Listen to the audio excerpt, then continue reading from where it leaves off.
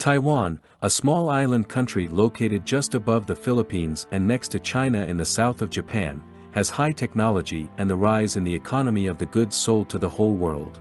And the importance of its geographical location, the factors that increase the value of the country's population of 23 million, high industrialization, urbanization, and it is one of the most developed regions in the world with its education level. But there is a problem today. While the bells of the Third World War are ringing, the tension between China and Taiwan is causing panic in the world. So what's going on? The division between mainland China and Taiwan has persisted since the civil war in China following the Second World War. Taiwan, which claims that the People's Republic of China is part of its territory, we started. In other words, there were two different governments, the People's Republic of China and the Republic of China.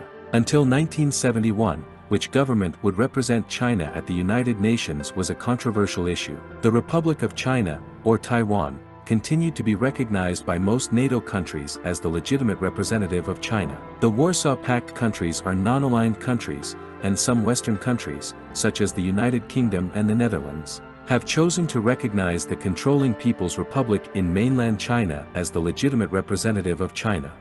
When we look at it, the region has its own constitution, democratically elected deputies and an army of approximately 300,000 soldiers. Although it has all the characteristics of an independent country today, it is unclear what Taiwan's official status is, although it is governed by a very different political system from China and China. I realize these chapters are quite confusing. Calling that period the Second Chinese period will be the same for everyone. In the following period, Taiwan's position in the United Nations and other international organizations became uncertain. While the People's Republic of China and the countries that saw it as the interlocutor adopted the One China policy. In addition to its military presence in and around the Bosphorus, the People's Republic of China opposed Taiwan's independent diplomatic relations with the countries of the world, and its representation in the United Nations and other international organizations. In fact, today China is demanding that countries that recognize it cut off diplomatic relations with Taiwan. While China considers Taiwan as one province of its country, Taiwan government perceives it as one threat. America and Japan, on the other hand, do not want China to be an effective power in the region and continue their anti-Chinese policies in this regard.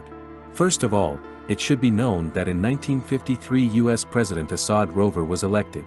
After the National Security Council's decision that the U.S. would protect Taiwan, the U.S. responded to China's attacks on the Taiwan Islands. Because there was a promise made. The USA both wanted the communist regime to reduce its expansionism in the Asian region and did not want to lose Taiwan, which is of great geographical importance, to China. For this reason, America has prepared close to one protection shield for Taiwan. The greatest example of this is the protection of Taiwan by the American Navy's 7th Fleet since the beginning of the Korean War and the military support of the country by the United States. Following strategy. So much so that the U.S. has sold over $18 billion worth of weapons to the island in the last few years. President Joe Biden also said that if China attacks, the United States will come to defend Taiwan. Beijing, on the other hand, has not denied that it can use force to pursue Taiwan's reunification with China. He also stressed that reunification is essential for the country to fulfill China's dream of restoring its status as the world's greatest power by 2040.